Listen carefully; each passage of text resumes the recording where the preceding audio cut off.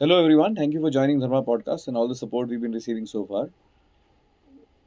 The purpose of the conversation today with Sandeep Balakrishna is to speak about Stalin's provocative statement very recently, where he said that we're ready to go to war with center on the imposition of Hindi through the new NEP, and also the scaremongering around the delimitation of seats in spite of the fact that the Union Minister has clarified.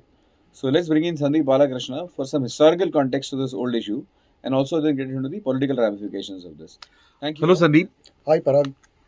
No a better person than you. You've spoken about this in the past, from what I've seen and heard. The whole Hindu imposition in South, particularly by Tamil Nadu, the resistance by Tamil Nadu is back at the fore. It's making mainstream headlines. There is a lot of historical context to this bogey, as I would like to call it. But we would really like to hear you bring in the historical perspective on this whole Hindi imposition bogey, and then we'll take it further from there. Yeah, sure. Thanks, Parag. It's getting a tad little repetitive and boring for my tastes. Although, given the seriousness of this Mr. Stalin's statement about Kisa Pita thing, Hindi imposition, North versus South, Dravidian stock and its variants, it's getting a little boring. But, like they say, you have to keep hitting at the mango till it falls in a different context.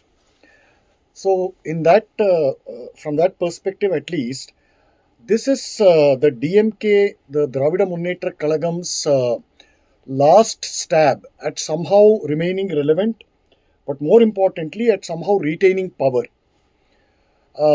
This DMK lives in a post Karunanidhi era where he was the patriarch controlling both the party and the government. He had pretty much a say in everything, micromanager par excellence, so to speak. Nothing moved in the DMK without his assent. So that plus he also commanded a sort of mass base. A lot of old lobbies, old loyalists would come repeatedly and support DMK even if they didn't like it due to various reasons, old loyalties, past favors done, this kind of thing. That is no longer the case with Mr. MK Stalin. As we all know, at least people of Tamil Nadu are very well aware of the fact that Stalin is not exactly keeping good health. One.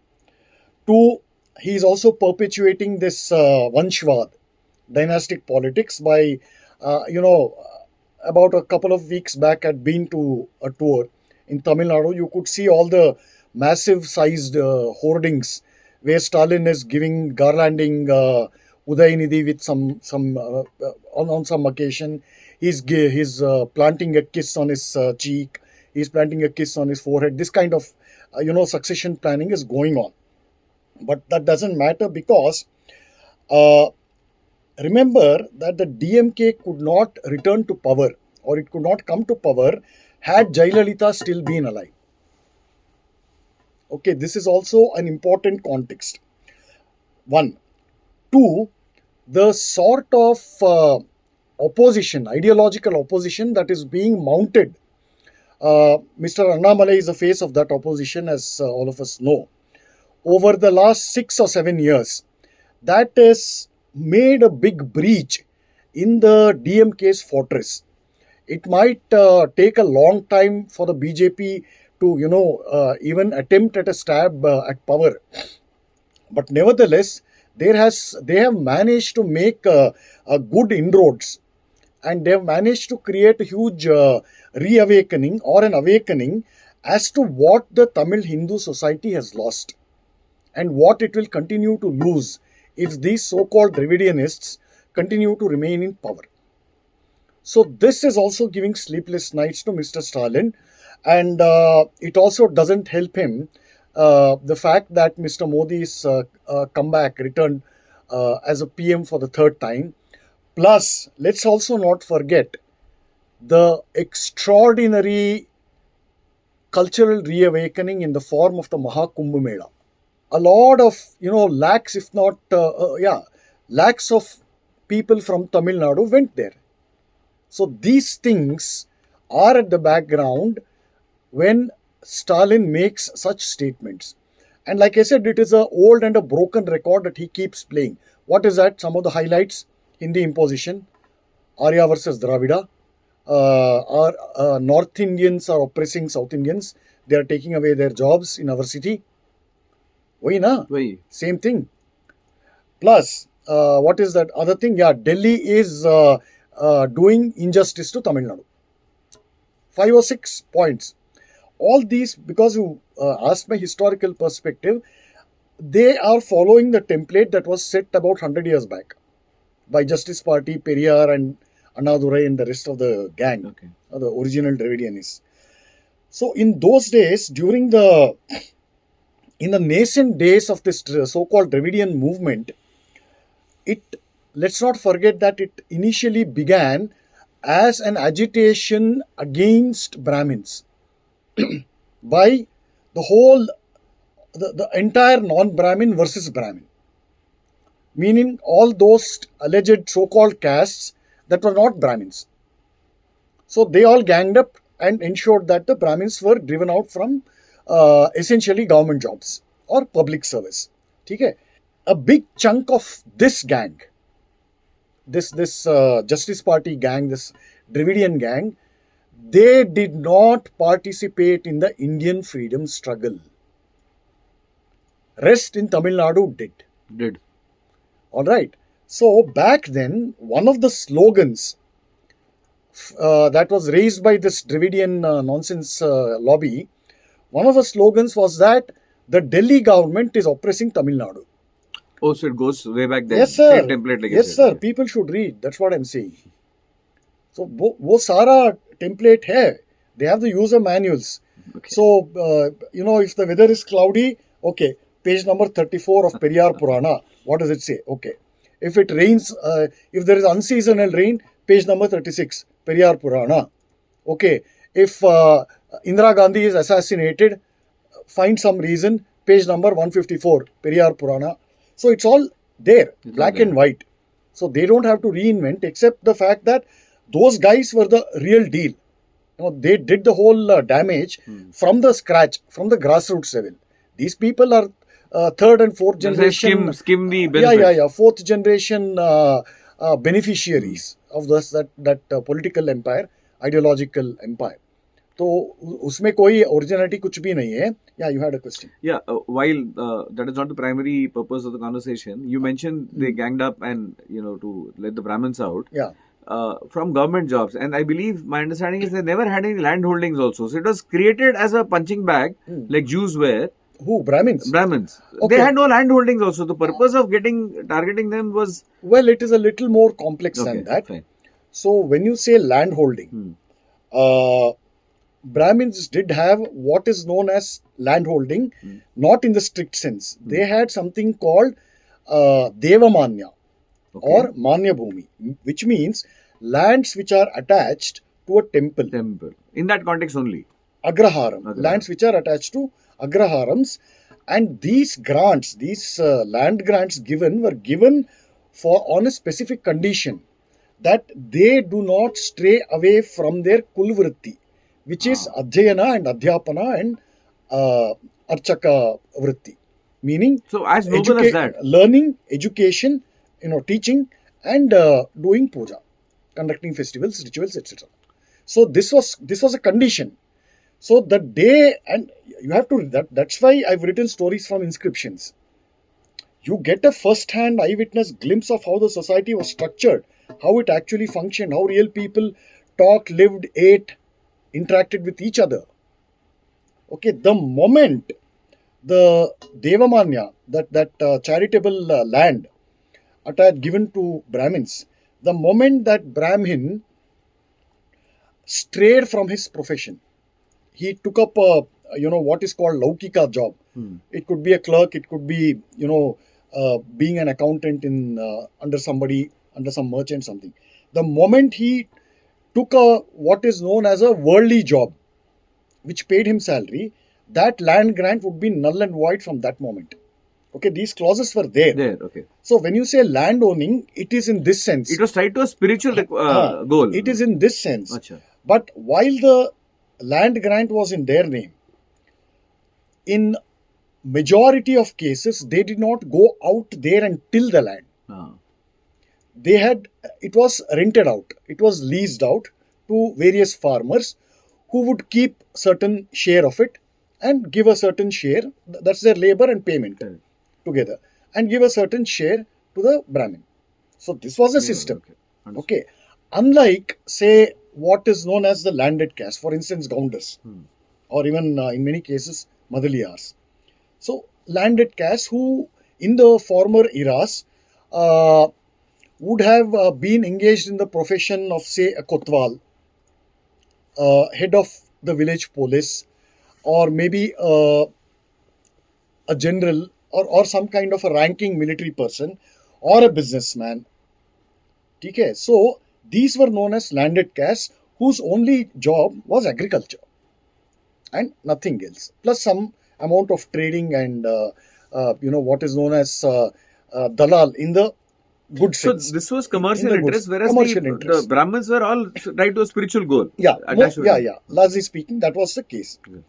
So then, once the British came in, they pretty much uprooted this ancient system, Okay. or they modified it according to what was more profitable for them in a certain area. So, for instance, the land rules in, say, Chengalpattu district would be vastly different from the land owning rules or land lease rules, say, in Tanjavur or in Madurai. Okay. So, and then it also depended on the various treaties and war indemnities that the East India Company had imposed. So, it's quite a complex thing. You can't reduce all these things into one formula that, all landowning castes are bad, or they were oppressed, they are called Shudras, or Brahmins were oppressors. This kind of nonsense, you can't give these equations. It can't be simplified like You that. can't do that at all. So once the British came in, they disrupted this hereditary, this time-honored system. It had a deep sense of ethics which is based on philosophy. We can do a separate episode on that. Now, what the British instituted was an extraordinary bureaucracy which we are still stuck with. We don't know what to do with it. We can't even replace it. We can't even reform it. So that bureaucracy demanded a constant stream of employment. Okay, I'm simplifying this. And because the Brahmins were now deprived of, under the new system, the old order was collapsing at a very rapid pace. And a lot of these Brahmins were also impoverished. So they sought government jobs. And That is how the migration happened. work their way up, and they became Based on capability and intellect, I would capability, presume. intellect, whatever.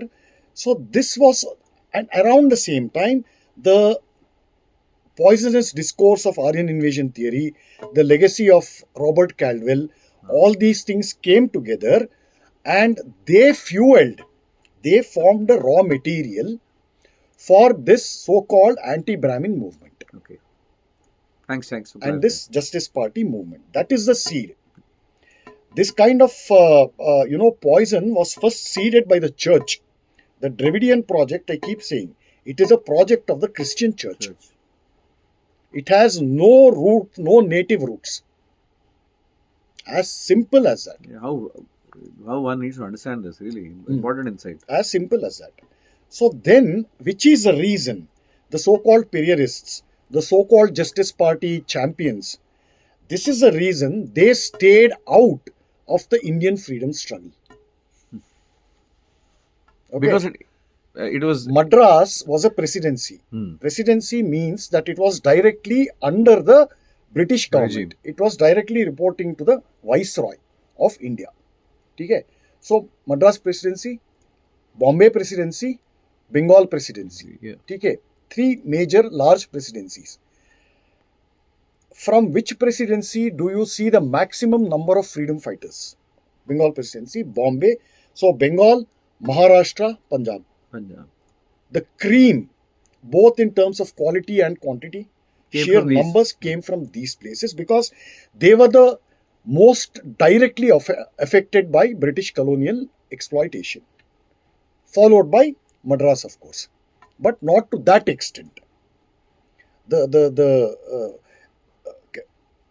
Bengal Presidency bore the brunt of this because it was also where colonial rule began with the Battle of Plassey. It bore the brunt, and Madras not so much. It was there, but geographically out there in Madras, the economic exploitation was, quite extraordinary. But it pales in significance when you compare it to, say, Bombay or Calcutta or Bengal. Okay, so all these factors you have to keep in mind when you analyze these, the so-called justice thing and all that. It is a pure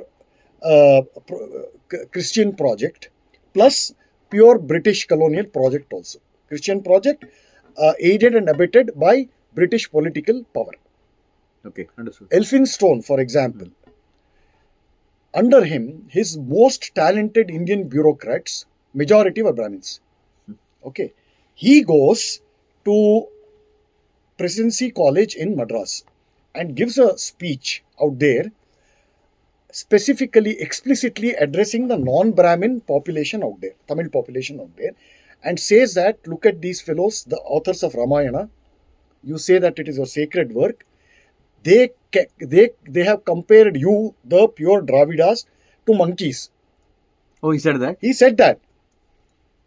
So you have to disown this. This is exactly what Calvin also says. This is exactly what missionaries also say.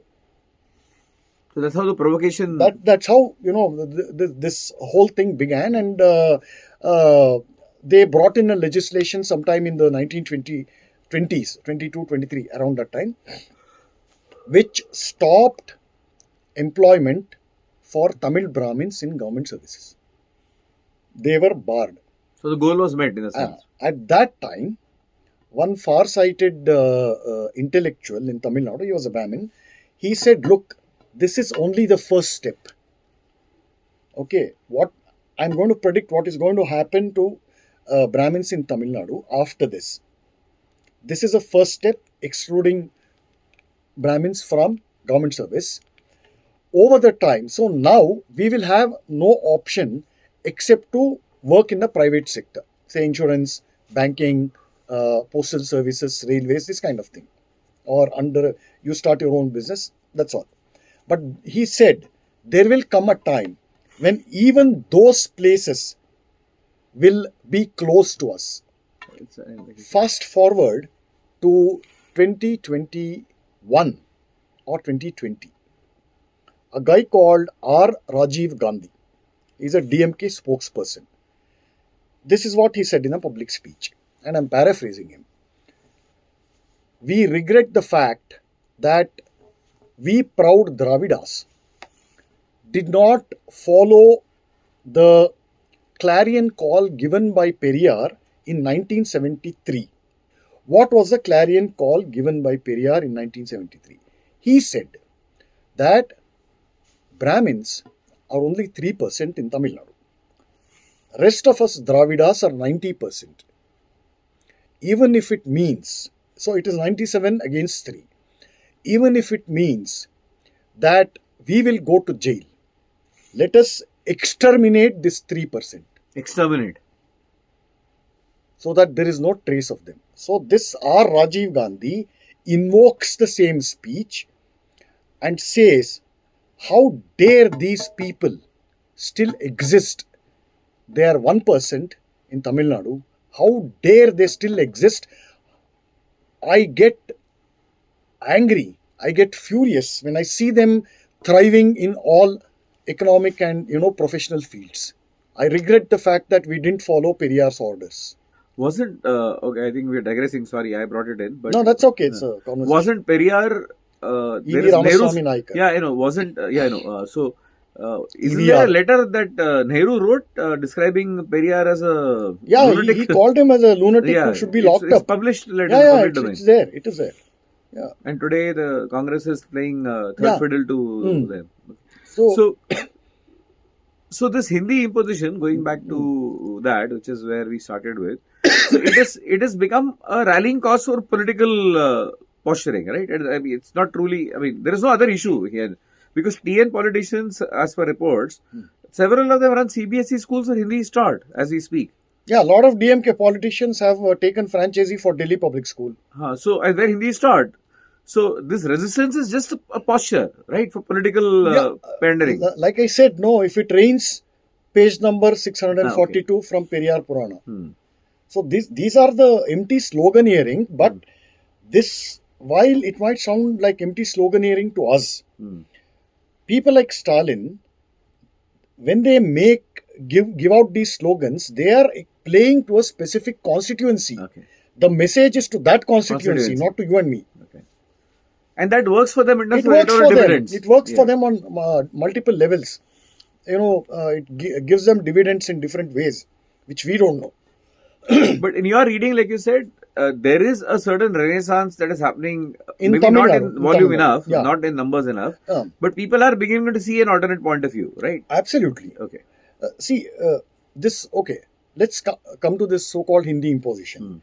This nonsense wouldn't have happened without the reorganization of India's physical geography into political entities based on language. And goes back to our favorite or your favorite Nawab Nehru. Nawab Nehru. So, that did a lot of damage. I've mentioned this several other podcasts and in my speeches, but that did a lot of damage. What do you mean Hindi imposition? Hindi is the language of which country? The same country that they belong Tamil to. is a language of which country? Marathi is a language of which country? Why don't Punjabis complain about Hindi imposition? Good question. This nonsense Mamata Banerjee has picked up of late.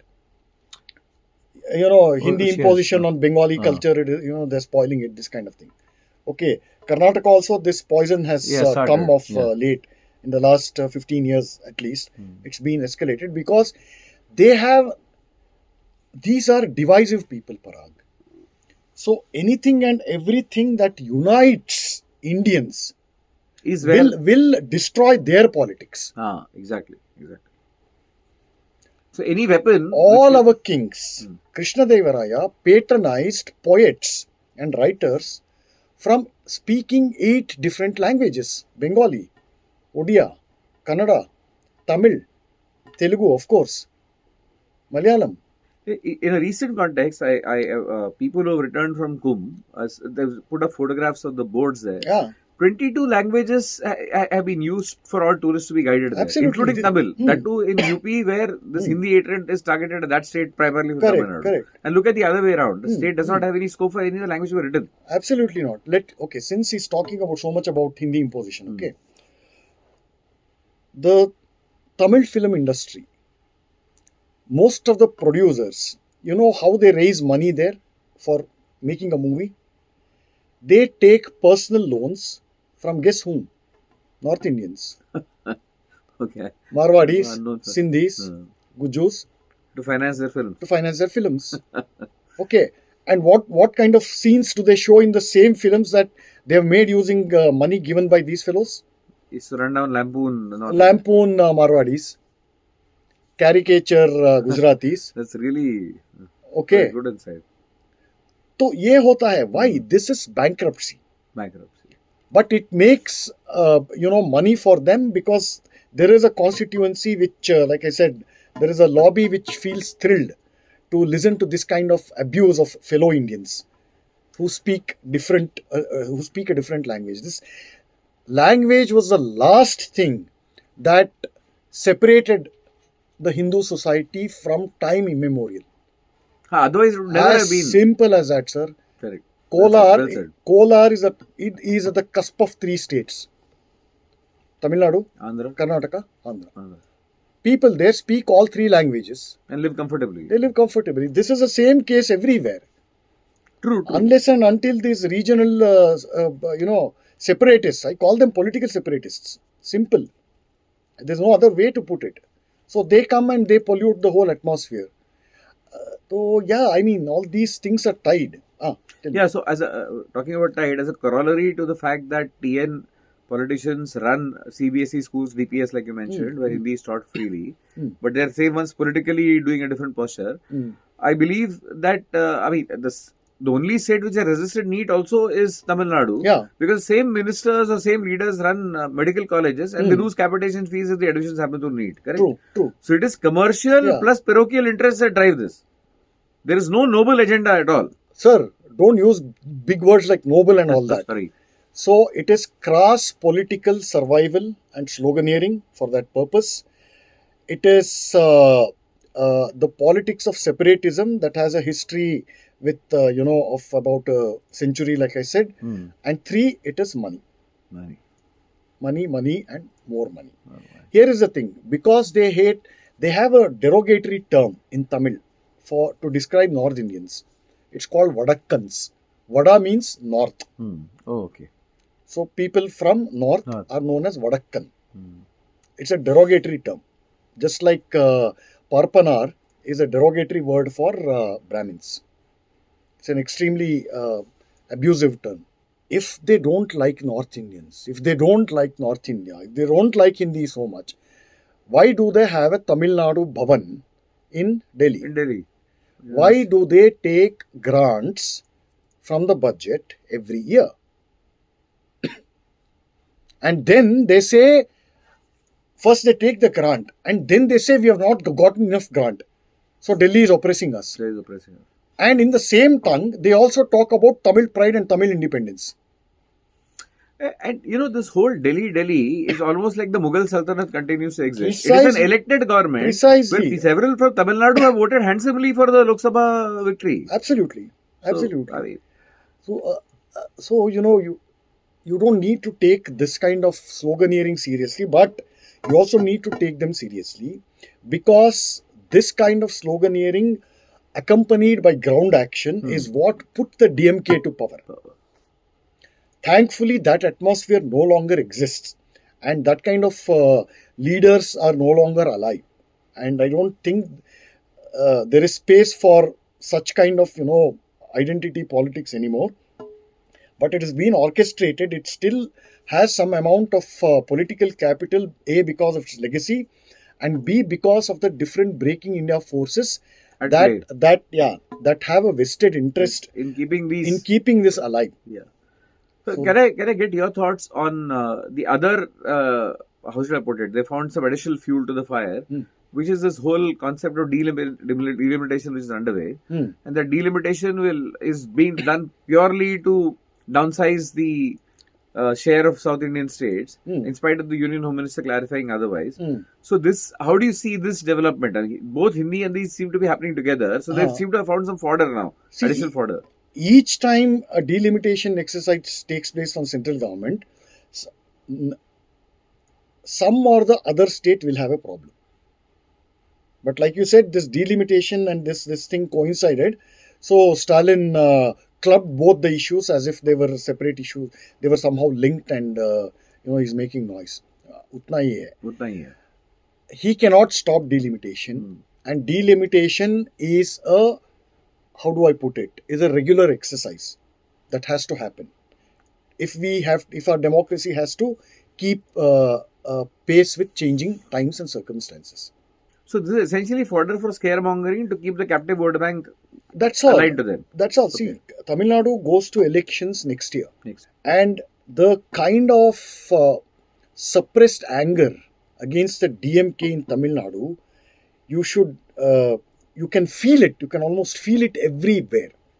Former DMK supporters, loyalists, they are openly abusing the party after getting benefits from it. But like you said, the Jayalalitha, see, the power used to keep alternating between AIDMK and DMK for years. Unfortunately, that pole went away with Jayalalitha's demise. So, and the AIDMK post her demise is a pale shadow of what it was. Yeah. So, this anger, then the fear is, or the hope is, depending on which side of the political spectrum, is that it will go towards the BJP. Is that the what's driving some of the skill? No. Not immediately in the next year. No, the fear is not so much that the seats will go to BJP. It has no leadership out there. Yeah. Party has no leadership except Annamalai. And he is just one person. The fear is losing power. So So even if a certain percentage convert out of the tribe. The fear is losing power. It might surprise you when I tell you this, that the anti-DMK vote percentage is more than the pro-DMK vote percentage in Tamil Nadu. Oh, if you add all the people who not voted. No, historically that has been true. Oh, it's been true. So they managed to stitch up smart alliances, play to certain lobbies, and just scrape through the election with wafer-thin margins. Except in a, wave or a swing election. For example, when Jayalalitha was booted out in the 90s, I forget which year, 95 if I'm not mistaken, for her, gigantic corruption, that lavish wedding of her foster son. So all that thing, she just overplayed her hand. So that was a sweep for DMK. So except in such cases, the DMK's margin of victory has always been slender. But it has translated into, superb number of assembly seats. So this time when they lose, back then they had Karunanidhi. Who was a mass leader, right? And he commanded, he'd been around for decades. He had certain skills also. So this guy has none of those things. And two, his health is failing. If my, I come from a, how do I put it? See, I'm primarily a student of philosophy and history. And one of the definitions of history is that it is a study of human nature, which will result into social and political phenomenon from one perspective. So from that perspective, if the DMK loses these elections next year, which it will, okay, and a guy like Udayanidhi Stalin, he will perhaps be the last inheritor of that Dravidian empire, Dravidian political empire. So with that, the dynasty is over. So in that, he resembles Mr. Rahul Gandhi. You see, at least Rajiv Gandhi had his mother's death on which he rode to power. But otherwise, he was also a duffer. It takes a genius level duffer to reduce your Lok Sabha tally from 412 seats to 191 seats. That is real talent, sir. Real talent, absolutely. Okay. If this was Rajiv Gandhi, the blood will thin down in Rahul Gandhi. Man, although you talk about dynasty, he is an inheritor of a dynasty that will go extinct with him. Correct. The same thing applies to Udayanidhi Stalin. Good analogy. They are clueless. No, this is the fate of history. I mean, this is what the lesson of history tells us. You observe it. All big business empires, political empires, Khandan of kings. This is the same thing. Unless the next heir has it can't happen. It can't happen. There is something called nature. You cannot go against it. For all its glory, Vijayanagara Empire could not last beyond 250 years. 250 is a generous estimate. The same causes led to its downfall and disappearance. And you are talking about people like Rahul Gandhi and Udayanidhi Stalin who know nothing really. Have these two gentlemen read the Constitution of India cover to cover? Or at least do they have the grasp of the spirit of the Constitution? They have an army of flatterers and advisors who keep feeding them points, only talking points. So there are many ways to earn knowledge. Formally, informally, listening to others, interacting with people. There are many ways. You have to be open to it. You should have the thirst for knowledge and have the willingness to work for it. Also, all these qualities that I just mentioned, do they see them with in Udayanidhi or for that matter in Stalin himself or Rahul Gandhi? No. And I believe none of these leaders we're speaking about, right, from the mass leaders, none of them are originally from Tamil Nadu. They're not, either they're Telugu or Malayalis or whatever, right? So it's strange. The state has outsourced leadership, right? It's always been the case out there. Right? It's always been the case out there. See, that So also. that I'm saying it that, is also a contradiction. I'm glad you asked this. It's an interesting question, actually. And this occurred to me just as you asked it. Karunanidhi hails from a Telugu ancestry. MGR hails from a mixed ancestry, but he's Malayali. Jayalalitha is an Iyengar from Mandya, Okay. Karnataka. Okay. Vijay Kant also had a Telugu ancestry. But these senior politicians that I mentioned, they were born and they spent their formative and growing up years in colonial India. Okay. So the outlook was same. In colonial India, you didn't have these linguistic divides. Yes. They were being fomented by British, on a trial and error basis. Gains, yeah. But you didn't have these strict linguistic divides. For the longest time, South Indian film industry was headquartered in Chennai. Except the Kannada film industry moved to Bangalore quite recently in the mid 80s. Oh, as late as that. Telugu moved out in the mid 1990s. By 95, 97, the whole migration to Hyderabad had taken place. All these new areas in Hyderabad, Jubilee Hills, Banjara Hills, they were new colonies made to accommodate these film people. Okay, so these politicians, Karunanidhi, those fellows, they were born in that era, pre-independence era, where you didn't have these linguistic divisions which could be exploited politically.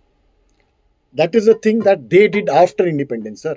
If there is more than one book one would recommend to all the listeners to understand this whole Dravidian manufactured theory, what would you recommend? I mean, or maybe more than one. It would be at least in English, to my knowledge, there is no single authentic work and factual work which narrates the correct history of the so-called Dravidian movement. Okay. You can read various biographies of Annadurai, Periyar. So there is a collected works of Periyar. That's a first-hand primary source, and I highly recommend that. It is edited and compiled by a guy called Veeramani, who was one of the disciples of Ramaswamy Nayakar. Just read that complete collected writings of E.V. Ramaswamy Nayakar. That's the title of the work.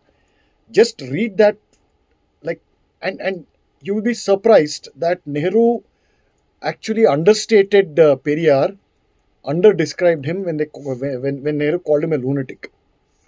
Sheer amount of filth and perversion, in his own words, black and white. So you should admire Periyar for his honesty, if not for anything else. So that is there. You can also read Annadurai's biography. It's there in English.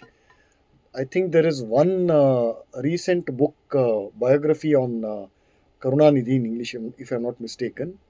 But these are all whitewashed accounts. But if you read between the lines, if you read them carefully, you will know what went behind some of the things that they whitewashed. So that is a project for all well-meaning Hindus of Tamil Nadu. Please compile a multi-volume history of the Dravidian movement, truthfully, based on first-hand evidence. So it will be a very rewarding service that you will do to the whole Hindu society and to the future generations. And it will also be national service. Thank you, Sandeep, rightfully putting the historical context and sharing a lot of nuggets in the process. So thank you all for continuing to listen to Dharma podcast. We would like you to share the content, subscribe, become members of some exclusive content that Sandeep has started putting out, which is far rich in terms of deeper understanding of the civilization. And if you are encouraged by the content and you want more such content to be produced, please donate as well. So thank you for your support so far, and we look forward to talking to you again very soon.